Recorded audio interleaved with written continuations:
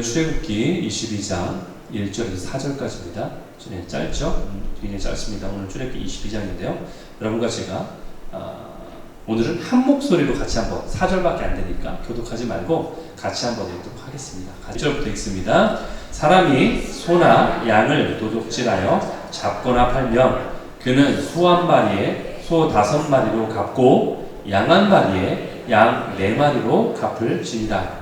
도둑이 뚫고 들어오는 것을 보고 그를 쳐 죽이면 피 흘린 죄가 없으나 해 돋은 후에는 피 흘린 죄가 있으리라. 도둑은 반드시 배상할 것이나 배상할 것이 없으면 그 몸을 팔아 그 도둑질한 것을 배상할 것이요, 도둑질한 것이 살아 그의 손에 있으면 소나 낙이나 양을 막론하고 갑절을 배상할 지니라. 아멘. 네, 출애굽기 지금 계속해서 그 10계명을 우리가 보고 있잖아요. 법에 대한 거잖아요. 규칙에 대한 거.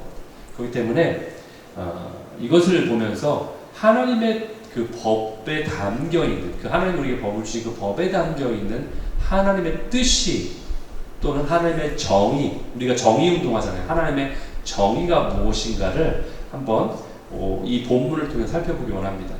여러분, 강의 설교가 이래서 좋은 거예요. 무슨 얘기냐면은 제가 의도해가지고 하는 게 아니라 저는 이 설교의 본문을 따라가기 때문에 제가 의도하지 않아도 이 본문을 할 수밖에 없어요. 설교를. 그렇죠? 제가 이 설교를 어떻게 다르게 번역할 수가 없습니다. 다르게 해석할 수가 없어요. 그래서 여러분, 오늘 이 법에 대해서 하기 때문에 어쩌면 여러분에게 도전이 될 수도 있습니다. 어쩌면 여러분들이 모르겠어요. 왜 동의가 될지 안 될지는. 그러나 이 말씀 가운데 분명히 우리가 알아야 될 것은 하나님이 하시는 말씀 가운데 어떠한 뜻이 있는가를 만약에 본다면은 그것이 정말 우리에게 귀중한 시간이 될 줄 믿습니다. 아멘. 그래서 한번 오늘은 이 법에 대해서 말씀드리면서 하나님이 우리에게 주신 그 법 안에 과연 하나님의 마음이 어떤 뜻이 담겨 있을까? 어떤 뜻이 한번 살펴보기 원합니다. 일단 우리가 창세기로 거슬러 올라가면은 하나님이 우리에게 어떤 걸 주셨냐면은 이 만물을 다스릴 통치권을 주셨어요. 우리에게 주어진 거예요. 만물을 다스릴 통치권과 책임을 주셨습니다. 그래서 창세기 1장 28절, 여러분도 잘 아는 구절이에요. 여기 보면은 하나님이 그에게, 아담에게 복을 주시되 뭐라고 했냐면은 너희가 생육해라. 그렇죠? 그리고 번성해라. 그리고 땅에 충만하라. 그리고 땅을 정복하라. 그리고 뒤에 보니까 모든 생물을 다스려라. 이렇게 우리에게 그러한 말만 하는 게 아니라 그러한 권한을 위임하셨다는 거예요. 통치권을 우리에게 주셨다는 거예요. 이건 성경이 말하는 분명한 핵심이죠. 그렇죠? 그래서 우리 믿는 자들이 이러한 말씀 가운데 충실하게 어떻게 해야 되냐면은 이 땅에 나가서 그 사회의 7가지 영역이라는 게 있어요. 7가지로 한번 나누면 어떻게 크게 나눌 수 있냐? 교육, 정부 시스템, 행정이나 법이죠. 그렇죠? 그리고 경제 분야가 있겠죠. 그리고 예술 분야가 있겠죠. 스포츠나 오락이나 이런. 그리고 미디어 분야가 있겠죠. 그리고 종교가 있겠죠. 종교의 영역이 있겠죠. 그리고 우리의 가정이 영역이 있습니다. 이렇게 7개의 분야로 나눌 수가 있습니다. 그래서 이 7개의 분야에서 하나님의 뜻을 세워가는 일에 우리가 최선을 다하고 그 일 가운데 살아내야 되는 그러한 역할이 바로 우리 믿는 자들에게 있다는 거죠. 그렇죠? 왜냐하면 아까 말한 것처럼 창세기 1장 28절의 말씀처럼 그것이 우리에게 주신 명령이기 때문에. 그렇죠? 그리고 우리가 존재하는 이유이기 때문에 그래요.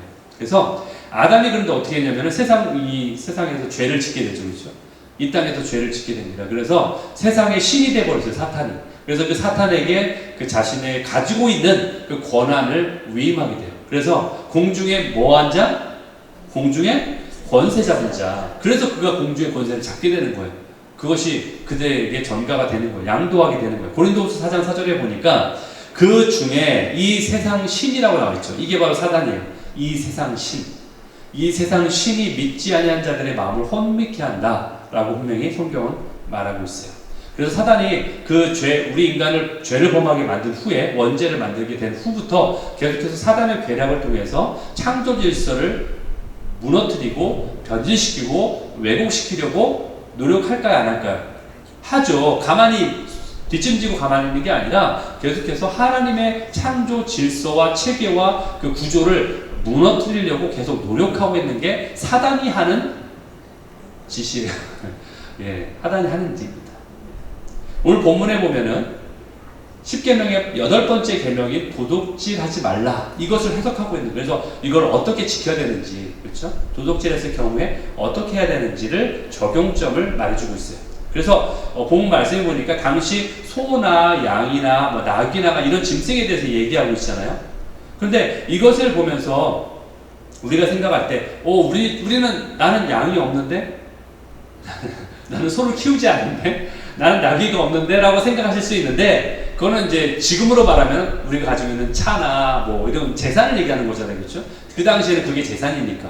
그렇죠? 그래서 그게 말하면은 그 사람이 가지고 있는 사유 재산에 대해서 이야기하고 있는 것을 빗대서 그 당시에 그렇게 얘기하고 있는 거죠. 그러니까 오늘 1절에 보니까, 22장 1절에 보니까 그 사람이 소나 양을 도둑질하여 잡거나 팔면 그는 소 한 마리는 몇 마리로 갚아야 돼요?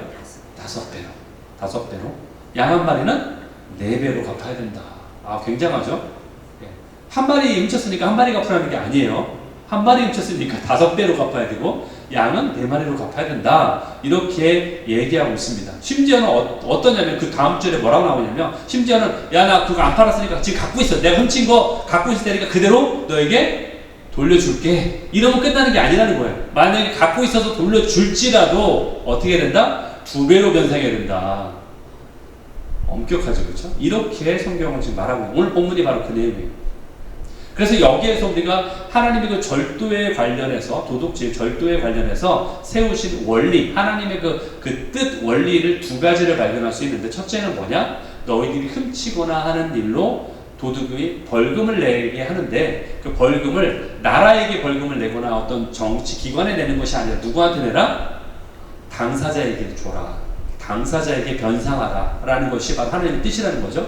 2번째는 뭐냐? 훔치는 행위, 다른 사람을 그래서 피해를 입히고 다른 사람이 가난하게 되게 만드는 행위, 그것은 바로, 그리고 그래서 자신이 부자가 되려는 그 행위는 벌을 받아 마땅하다. 이것이 바로 하나님이 우리에게 말씀하시는 2가지 원리라는 거죠. 그렇죠? 네. 여러분들 잘 아시다시피 공산주의는 어때요? 사유재산을 인정합니까? 사유재산을 거의 인정하지 않죠? 요즘은 뭐 좀 경제시장을 열어가지고 중국이나 이런 데도 뭐 약간 뭐 이렇게 약간 변형된 조금의 약간의 사유재산을 인정하긴 하지만, 모든 재산이 나라에게 속해 있어도 나라가 그것을 얘기하면 그냥 줘야 돼요. 특히 북한 같은 경우는 더 강력하잖아요. 그렇죠? 나라가 또 내놔 그러면은 이거 내 거니까 안 되라고 말 못합니다. 그렇죠? 사유재산이 거의 인정되지 않는 거예요. 근데 성경은 오늘 말씀에 나와 있듯이 어떻게 하라? 사유재산을 인정하고 있다라는 거예요. 사유재산을 인정하고 있다. 소유가 개인에게 있다는 것을 인정한다라고 성경은 말하고 있다는 거죠. 그래서 공산주의자들은요, 다른 사람의 재산을 훔치는 것에 대해서 전혀 양심의 가책을 느끼지 않아요. 약탈하는 것에 대해서. 왜냐면은 어차피 그 재산이 나라 거니까 내가 너한테 피해를 입히는 게 아니라 어차피 그거는 공유되는 재산이다라고 생각하기 때문에 그들은 남의 것을 빼앗아도 양심의 가책을 느끼지 않는다는 거예요. 그래서 공산주의 사회가 되면 아무렇지 않게 남의 것을 약탈하는 것이 더 많아지게 되는 거예요. 그게 더 많아지게 되는 거예요. 결국 공산주의 사회에서는 개인이 가진 사유재산의 보호를 받을 수 없다라는 것을 우리가 알 수 있죠. 그런데 하나님의 체계에서는 어떻다? 사유재산을 인정하고 있다는 것을 우리가 보고 있다는 거예요. 그렇죠? 자, 오늘 근데 우리가 시편 2편을 한번 보기 원합니다. 이것을 잠깐 적어두고 시편 2편에 보면은 다윗의 시죠. 다윗의 시인데 여기에 보면 어떻게 말하고 있냐면은, 다윗이 이 세상의 그 왕들이 또는 관리들이, 정부가 어떻게 하냐면 하나님의 통치를 거부하고 있다고 얘기하고 있어요. 대놓고 거부한다. 그리고 그것을 없애려고 시도한다. 그렇게 하고 있다는 것을 예언하고 있어요. 다윗이. 이 시대가 그렇게 변화할 것이다. 앞으로 이 시대가 하나님의 통치의 그 체계를 무너뜨리고 자신들이 원하는 어떤 체계를 만들 거려고 하고 할 것이다 라는 예언을 하고 있는 거예요. 그래서 이렇게 얘기하죠. 어찌하여 너희 열방인 거예요. 모든 나라들이죠. 모든 나라들이 너희들이 하나님께 분노하고 민족들이 허사를, 헛된 일들을 꾸미고 있냐, 경영하고 있냐. 그러면서 세상의 군왕, 왕들, 어떤 통치자들이 나서고 있고 그런 일들 가운데 앞서고 있고, 그리고 관원들이 그것을 서로 머리로 어떻게 할지 구상하고 있고 그러는데, 그래서 여호와의 기름 받은 자, 누구예요? 예수님이죠. 예수님 앞에 대적한다. 그렇죠? 이렇게 얘기하고 있어요. 그러면서 그들이 하는 말이, 우리가 하나님으로부터 매어 있는 걸 끊어버리자. 하나님한테 종속되어 있는 걸 우리는 끊어버리자. 관계를 끊자라고 이렇게 이야기한다는 거예요. 이것이 바로 예언이에요. 다윗의 예언입니다. 결국 이 음모는 하나님이 제정하신 법과 질서를 깨트리겠다. 반대하겠다. 그런 얘기예요. 대놓고 반대하겠다. 예, 이렇게 얘기합니다. 근데 그 중에 첫째가 뭐냐면 바로 생명의 존엄성을 파괴하는 일이 바로 그 중에 첫 번째예요. 생명의 존엄성을 파괴하는 것. 창세기 9장 6절에 이렇게 나와 있습니다. 자, 다른 사람의 피를 흘리면 그 사람의 피도 흘려지게 될 것이다. 예. 그러니까 피를 흘리면 안 된다는 거예요. 이것이 바로 생명의 존엄성에 대해서 하나님이 우리에게 정하신 하나님의 마음에 있는 뜻이에요. 하나님은 생명을 존엄하게 여겨야 된다라고 그렇게 말씀하고 있다는 거죠. 그리고 두 번째는 뭐냐? 두 번째 그들이 깨트리고자 하는 하나님의 질서는 뭐냐면은 남자와 여자의 성만 존재한다라는 이 질서 체계, 이거를 파괴하려고 한다는 거예요. 자, 남자와 여자만 질서가 있다는 거 어떻게 알 수 있어요? 너무나 당연한 얘기지만 요즘에는 이걸 설명을 또 해야 돼. 너무나 당연한 얘기를 우리가 당연하지만 얘기를 해야 될 수밖에 없죠. 창세기 1장 27절에 보니까 하나님이 태초에 천지를 창조하실 때에 그때에 단 두 성만 창조했어요. 남자, 여자. 두 성만 인정하는 거예요. 하나님이 창조하신 성은 남자, 여자밖에 없습니다. 그래서 그렇게 창조하셨다. 그리고 이걸 통해서 어떻게 하셨어요? 가정을 이루게 하셨죠. 그렇죠? 가정을 이루게 하셨어요. 그래서 창세기 22장 24절에 보니까 남자가 부모를 떠나서 여자와 그의 아내와 합하여 둘이 한 연합을, 한 몸을, 한 가정을 이룰 것에 대한 것을 말씀하셨는데 이것을 깨려고 사단이 노력하고 있다는 거예요. 그래서 이처럼 하나님이 지정하신 어떤 기초적인 굉장히 베이직한 그 구조, 컨스트럭션을 완전히 깨버리려고 음모를 벌이고 있는데 이럴 경우에 아까 우리가 봤던 시편 2편, 다윗의 시편이죠. 다윗이 아까 예언에서 산 시편 2편에 그 뒤를 보면 뭐라고 되어 있냐? 이것을 보면서 하늘에 계시니 하나님이 보고 웃으신다. 예, 너희 너무 어이가 없으니까. 그리고 니네가 하는 일이 결코 성공하지 못할 거를 알기 때문에 웃는다라는 거예요. 그러면서 그걸 보면서 주께서 그들을 비웃으신다. 이렇게 표현하고 있어요. 그런 모습을 보면서. 그때 하나님이 그들이 하는 일이 너무나 엄청나고 말도 안 되고 하나님의 뜻에 반대되는 일이기 때문에 분을 발하시며 진노하사 그들을 놀라게 하신다. 어쩌면요.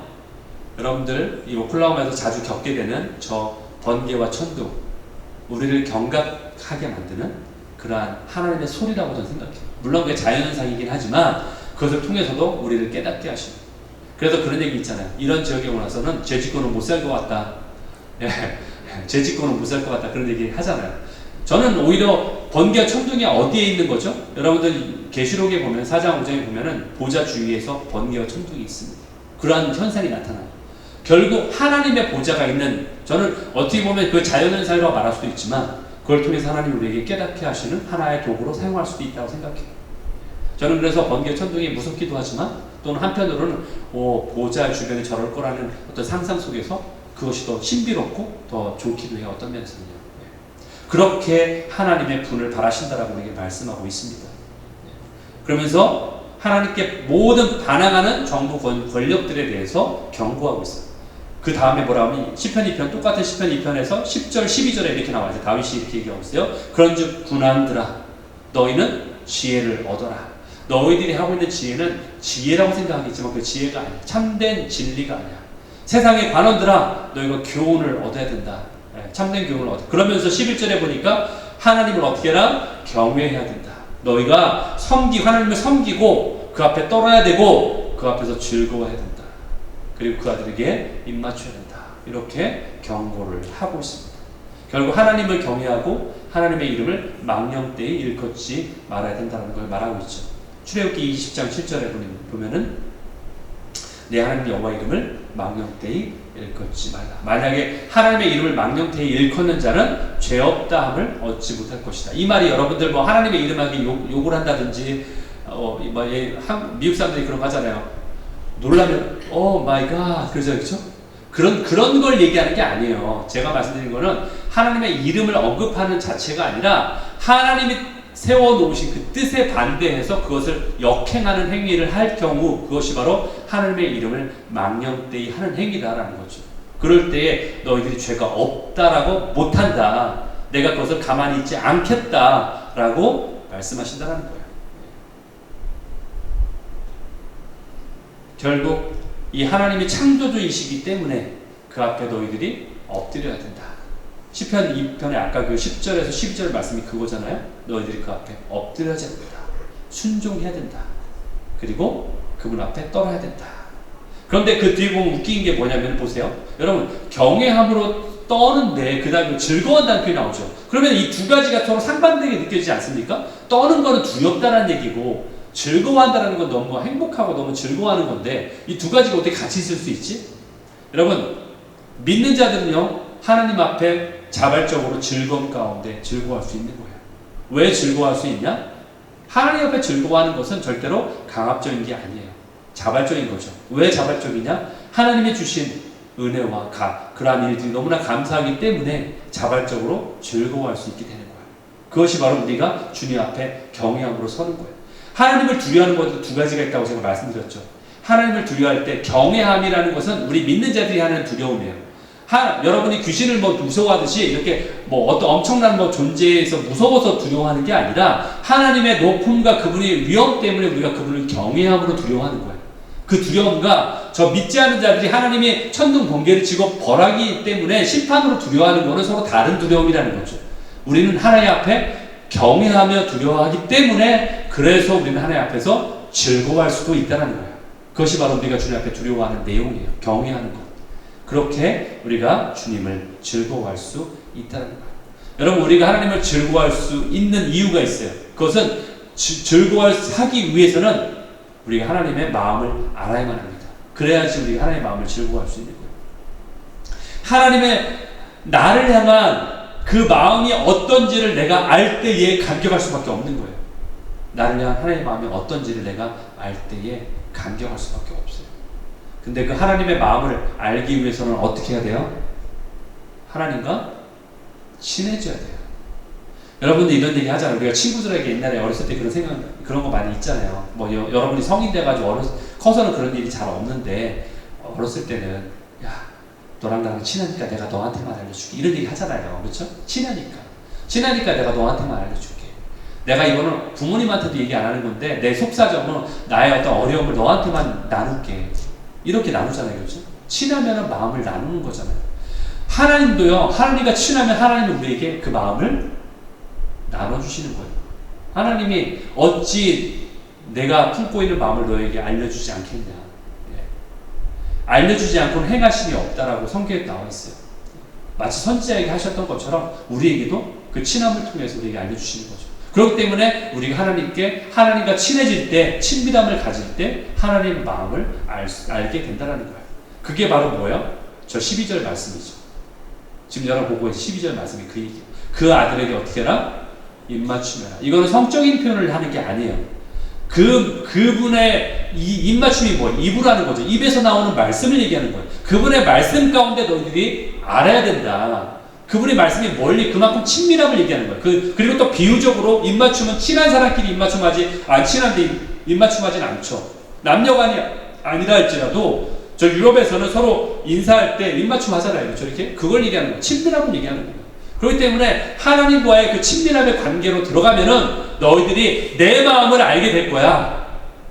부모님이 아이들이 만약에 내가 어떤 마음이 있는데 아이들이 그 마음을 몰라줄 때 설명해도 못 알아들을 수 있잖아요. 성숙하지 않아가지고. 그러면 그러잖아. 어떻게 우리 아이들이 내 마음을 왜 몰라줄까? 그럴 때 있잖아요. 내 마음을 좀 알아줬으면 좋겠는데. 마치 그와 같이 하나님의 마음에 있는 것을 우리가 알려면은 하나님과 친밀함 속으로 들어가야 된다. 친밀함으로 들어가기를 여러분 원하시죠? 아멘? 원하세요? 원하시겠죠. 근데 하나님이 그러실 것 같아요. 나하고 친하려고 하는데 왜 자꾸 나를 안 만나려고 그래? 친하려면 자주 만나야 친해지는데 왜 안 만나려고 그래? 이렇게 얘기하실 거 아니에요. 그게 우리가 가지고 있는 이율배반적인 생각이에요. 나는 친해지기 원한다고 머릿속에 생각하는데 안 친해지려고 안 만나려고 해 자꾸 하나님을.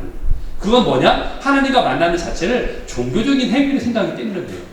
그러니까 우리가 하나님 만날 때 종교 행위를 생각하면 안 돼요. 종교 행위의 어떤 습관으로 생각해서 하나님 만나면 안 되고 내가 어디에 있든 하나님과 대화하고, 내가 설거지를 할 때도 운전할 때 하나님과 대화하고, 또는 이렇게 이 장소도 종교 행위로 나오려는 장소의 모임이 아니라 하나님을 만나러 오는 자리로 하나님을 만나야 되잖아요. 그렇죠? 이런 모습으로 하나님과 만나야 된다는 거죠. 그게 바로 하나님과의 친밀함이에요. 아멘? 그게 친밀함의 영성이 뭐 어떤 대단한 곳에 있는 것이 아닙니다. 바로 이것이 친밀함의 영성이에요, 사실은. 그래서 우리가 이렇게 기도하잖아요. 주님, 우리로 주의 말씀에 입맞추게 해주세요.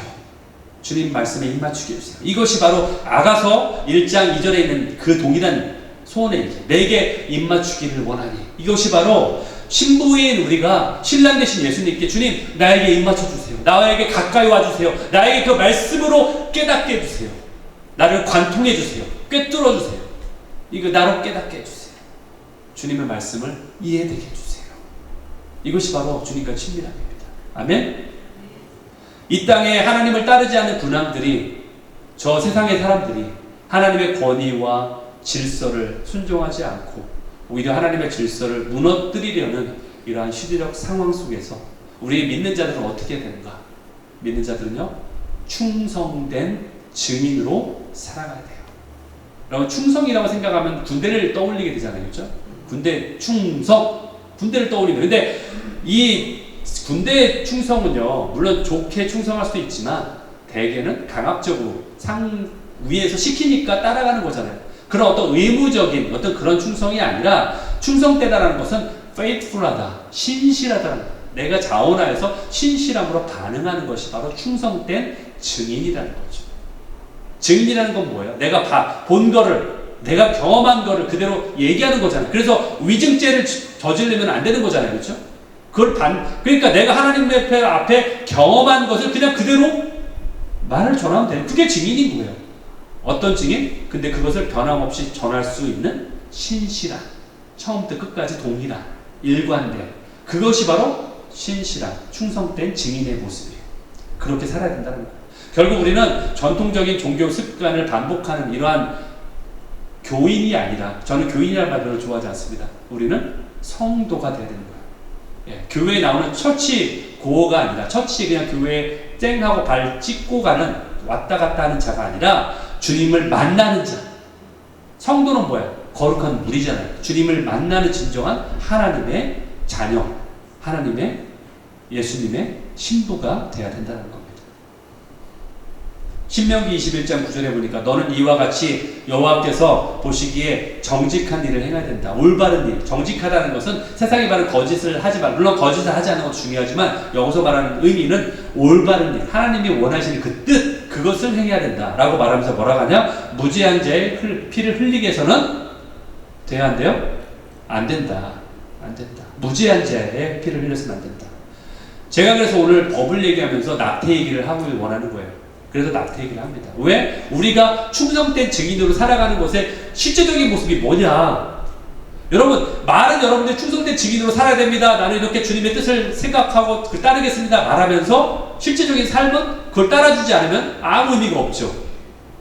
그러니까 제가 정확히 여러분에게 적용점을 드리는 거예요. 어떻게 살아가는 것이 하나님의 뜻과 하나님이 말씀하신 성경에 나온 얘기를 우리가 따를 수 있는 것인가? 현실적인 적용이냐? 어플리케이션.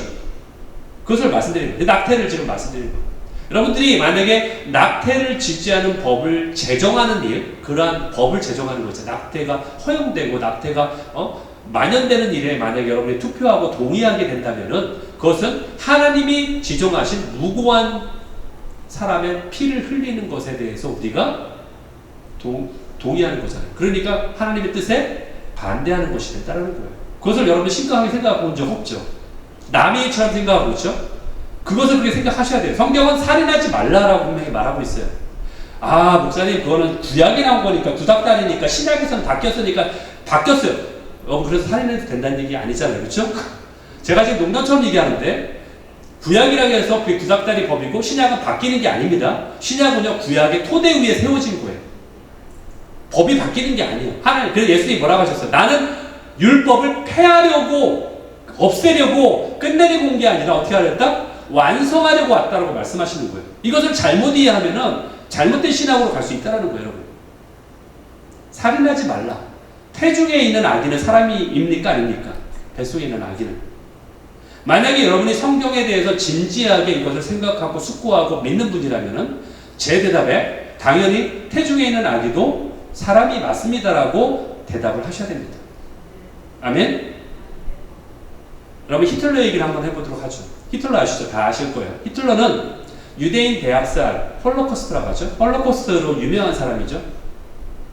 그가 죽인 유대인 수가 몇 명인지 아세요? 600만 명. 600만 명. 여러분 우리 오클라호마가 몇 명이에요? 예? 100만 명 되나요? 안 될 것 같아요. 될 수도 있겠는데 오클라호마 시티 물론 주변에 있는 서버 이 도시까지 합치면 넘긴 하겠지만 제가 볼 때는 어마어마한 숫자 600만 명이라는 숫자는요 한 도시보다 큰 숫자입니다. 600만 명. 한국에서는요 제가 예전에 기억하기로 대전도 그랬는데 100만 명이 넘었을 때 직할시가 됐어요. 그때 당시. 그러니까 100만 명이 넘으면 직할시가 될 정도의 어마어마한 숫자가 100만 명이에요. 근데 600만 명이라는 숫자가 히틀러에 의해서 죽임을 당한 거예요. 그럼 여기서 한 가지 질문을 제가 해보도록 하겠습니다. 히틀러가 유대인 학살할 때 600만 명을 쭉 세워놓고서 히틀러가 직접 하나하나씩 뭐 죽였나요? 총이나 칼로 죽였나요? 히틀러가 죽이지 않았습니다. 사실은. 제 말이 어폐가 있죠. 그렇죠? 약간 아이러니하죠. 히틀러가 죽였는데 히틀러가 죽이지 않았다는 얘기인데 무슨 얘기냐? 히틀러가 그들을 직접 죽인 게 아니라 히틀러가 만든 정책과 법이 그들을 죽게 만들었다는 얘기죠. 그렇죠? 다른 사람을 통해서. 맞죠? 제 말이. 히틀러가 직접 죽인 게 아니에요. 직접 피를 묻힌 게 아닙니다. 그가 만든 정책과 법이 유대인을 600만 명이나 죽게 만들었다는 거예요. 만약 여러분이 낙태가 생명을 죽이는 일로 알고 있고 그것이 하나님의 뜻이 아닌 것을 알면서도 낙태를 지지하는 법에 후원한다고 한다면 그것은 여러분들이 하나님의 뜻을 저버리는 거예요. 생명을 죽이는 일에 가담하는 일이라고 저는 생각해요. 히틀러도 직접 죽이진 않았다는 얘기를 한번 생각해 보시기 바랍니다. 여러분 한국에서요 1년에 낙태되는 어린 아기의 숫자가 몇 명인지 아세요? 이거는 제가 만든 게 아니라 기사에 나왔어요. 최소한 150만 명의 아기가 죽는데요. 1년에 150만 명. 여러분 유태인의 학살 이 홀로코스트는요 몇 년에 걸쳐서 이루어진 건지 아세요? 600만 명이 1년에 죽은 게 아니라 이 전쟁이 일어나는 4년 정도의 시간 가운데 일어난 거예요. 4년. 그러면 4년 동안 일어난 걸 4로 나눠보세요. 그러면 정확히 일치합니다. 낙태되는 숫자와. 1년에 150만 명. 낙태되는 숫자와 홀로코스트의 생명을 앗아가는 숫자는 동일하다는 거예요. 이걸 심각하게 생각해 보신 적이 없으시죠? 그런데 그거를 그래 내일 아니라고 해서 그것이 또 다른 다른 어떤 명목이 있다고 해서 그것을 정당화시키거나 합리화시킬 수 없다라는 거예요. 왜? 하나님은 분명히 그 뜻이 아니라고 하셨기 때문에. 더 큰 문제는 뭔지 아세요? 더 큰 문제는 홀로코스트는 이미 과거의 이야기이기 때문에 끝난 얘기이지만 낙태는 현재도 진행이 되고 있는 현재 이야기라는 데 문제가 있다는 거예요. 여러분 지금 세대는 또 자녀를 가지기 원하지 않잖아요. 꺼려하기 때문에 그러기 때문에 이 숫자는 더 늘어나면 늘어나지 줄어들진 않을 것이라는 거죠. 여러분 영국에도 노예제도가 있었습니다. 왜냐하면 영국은요 해가 지지 않는 나라였어요. 옛날에 식민지 그렇죠? 대영국 제국이라고 했어요. 그래서 해가 지지 않는 나라라고 불렸던 게 바로 영국이었어요. 세계 여러 곳에 식민지를 두고서 운영을 했기 때문에. 그래서 영국에서는요 노예제도가 있었어요. 왜냐하면 그 나라를 다스리기 위해서는 자기들이 다 직접 다스릴 수가 없기 때문에 노예제도를 통해서 그것을 다스리고 일을 했어요. 근데 이 노예제도 폐지에 지대한 공헌을 한 사람이 있습니다. 유명한 사람인데 저도 잘 몰랐던 분인데 이분의 이름이 뭐냐면은 윌리엄 윌버포스예요. 윌리엄 윌버포스라는 사람이 있는데 이 사람은 영국의 양심이다라고 불릴 정도로 이 노예제도를 폐지하는 일에 공헌했던 분이었어요. 그래서 이렇게 윌리엄 윌버포스가 노예제도 폐지에 힘썼기 때문에 그가 그 일을 하는 동안에 그는 당시에 그 식민지의 기득권자들이 있을 거 아니에요. 식민지를 통해서 막 뭔가 권력을 얻는 사람들이 분명히 있었을 거 아니에요. 그렇죠? 그리고 또 그 식민지 안에서 권력을 가졌던 왕족들이 있었을 테고 그리고 그 안에서 그 식민지를 통해서 노예제도를 통해서 또 상업을 통해서 막강한 돈을 소유했던 상인들이 있었을 텐데 그들이 이 노예제도를 폐지하면 자기들의 이권이 없어지기 때문에 이것에 의해서 갖은 암살 시도, 그리고 증상모략, 그리고 비방, 살인의 위협 등 이렇게 윌버포스에게 이러한 일들을 가했다는 거예요.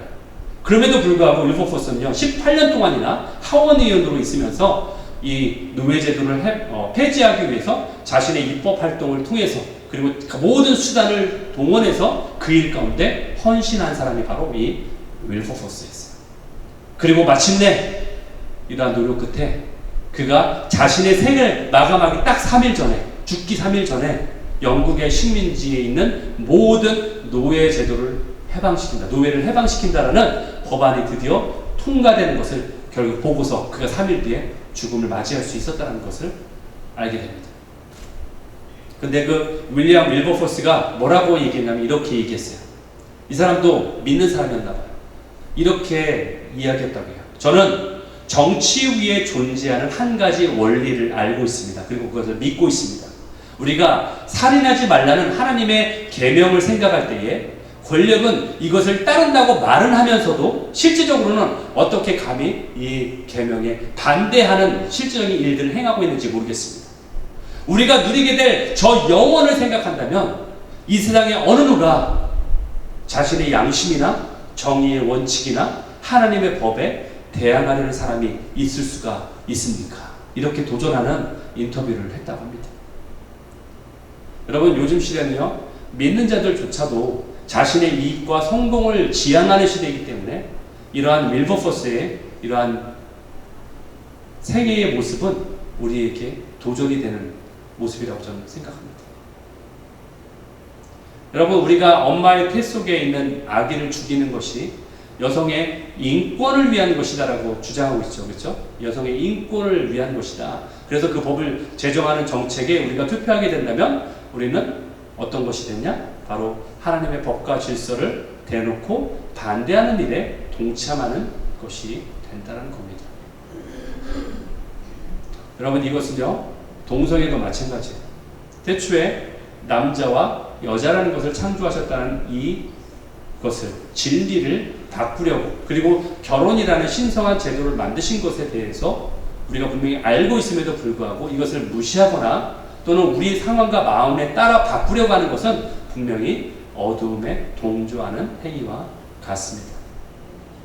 이것은 제 말이 아니라 성경이 하고자 하는 이야기예요. 성경의 말씀이에요. 그렇기 때문에 우리는 아까 시편 2편의 말씀처럼 하나님 앞에 두려움으로 떨리는 마음으로 우리가 그 앞에 있어야 된다는 거예요. 왜? 하나님 앞에 서는 날이 우리가 다가오기 때문에 그렇죠. 언젠가는 그날이 오기 때문에 그래요. 시편 94편에 보면은 이런 말씀이 있습니다. 율례를 빙자하고 재난을 꾸미는 악한 재판장이 어찌 주와 어울릴 수 있을까?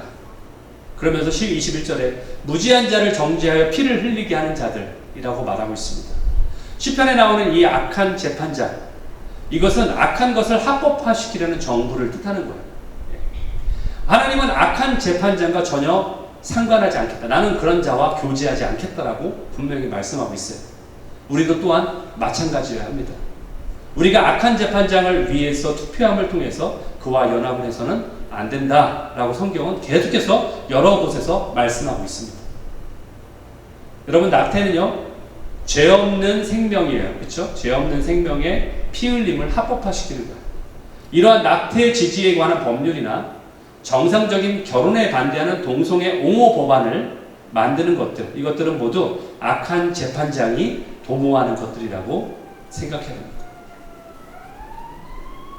여러분, 하나님께서 우리에게 다스릴 통치권을 주셨다고 아까 제가 말씀드렸죠. 그렇죠? 살펴봤죠? 창세기 1장 28절. 생육하고 번성하고 땅에 충만하고 정복하고 생명을 다스려라. 이것은 이러한 것을 우리가 회복해야 돼요. 이 통치권을 우리가 회복해야 합니다. 이 통치권의 회복은 언제 가능하냐? 하나님의 진리를 이 땅에 세울 때에 가능합니다. 하나님의 정의를 이 땅에 실현하는 것이 단지 우리의 인권을 존중하는 것 그 이상을 의미하는 거예요. 여러분 생각할 때 우리의 인간의 인권은요, 우리가 열심히 데모하고 운동할 때 인권이 존중된다고 생각하시죠? 여러분 생각해 보세요. 하나님의 우리 인권은요, 인간의 인권은요, 하나님 안에 거할 때 우리 인권이 제대로 존중받을 수 있는 겁니다. 아멘? 하나님 안에 거할 때에 우리의 인권이 제대로 존중받는 거예요, 여러분. 우리 스스로가 만들어가는 게 아니에요, 절대로. 왜? 우리는 하나님의 형상으로 지음받은 자고, 하나님이 우리를 그렇게 존중하시기 때문에, 자유의지를 존중하시고 우리를 그러한 자로 부르셨기 때문에 하나님 안에 거하는 자만이 진정한 하나님의 인권을 누리는 자라는 거죠. 그것을 우리가 깨달아야 돼요. 하나님의 뜻을 어기면서까지 우리의 인권을 생각한다? 그것은 진정한 인권이 아니다. 그것은 가짜 정의운동이라고 말할 수 있는 것입니다. 이것이 성경이 말하고 있는 이야기예요. 여성의 인권을 존중해야 하기 때문에 태 속에 있는 아기의 생명을 죽이는 행위는, 심지어 생각해보세요. 여성의 인권을 존중해야 된다고 하죠. 엄마의 인권이죠. 여성의 인권을 존중하기 때문에 태 속의 아기를 죽여야 된다고 하잖아요. 그러면 뱃속에 있는 아기가 이 안에 여성이 있을 수도 있잖아요. 여자 아기. 그러면 그 여성의 인권은 존중되지 않고 밖에 있는 여성만 존중되나요? 우리는 아주 아이러니한 논리를 가지고서 그것이 맞다라고 착각하고 살아가고 있습니다. 여러분, 이것은 정의운동이라고 말할 수 없어요. 동성애를 옹호하는 법률 제정은 동성애 커플의 만연으로 인해서 어떤 것을 막는 거냐면 생명이 탄생하지 않는 거예요. 여러분, 동성애 통해 생명이 나올 수 없습니다. 절대로. 아무리 과학이 발전해도 동성애를 통해서는 생명이 나오지 않아요. 물론 요즘에 최근에 그런 것도 있어요. 다른 사람의 정자와 난자가 결합된 걸 가지고 와서 내 몸에다 집어넣고서 아기를 낳는 것도 있어요. 그런 것도 있듯이 그런 건 가능할지 몰라요. 그러나 그것이 정말로 진정한 생명을 탄생시키는 역할은 아니에요. 이것은 생육하고 번성하고 땅에 충만하고 다스리라는 하나님의 명령에 완전히 위배되는 그러한 행위입니다. 제 말이 아니고 성경이 말씀하고 있는 거예요. 그렇기 때문에 이것이 정의운동이라고 착각해서는 안 돼요. 그래서 이것이 약자 보호운동이라고 착각해서는 안 된다는 거예요. 어둠에 속고 있는 겁니다. 이런 일련의 모든 시도들은 하나님의 통치와 질서 체계를 붕괴시키려는 어둠의 전략임을 우리가 알아야 돼요.